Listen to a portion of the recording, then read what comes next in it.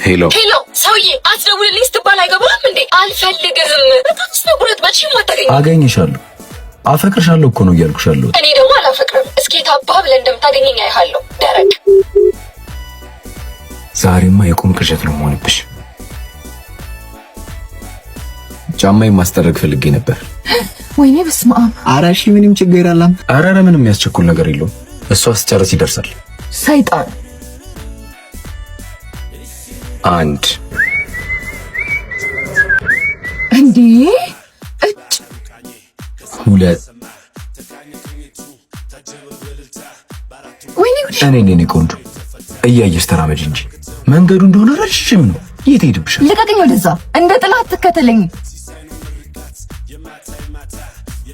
ሶስት ተከፍሏል። ወይኔ ማህደር እየቃዠው መሆን አለበት። አራት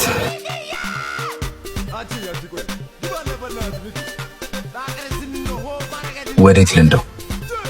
ወደ ቆይ፣ ለምንድን ነው የምትከታተለኝ? በየሄድኩበት ለምንድን ነው ማገኘት? ምን አባት ይላል። አንድ ነኝ ግን ደግሞ በአንድ ጊዜ 5 ቦታ መገኘት ይችላል። ለዚህ ሁሉ ምክንያቱ ደግሞ ፍቅርሽ ነው።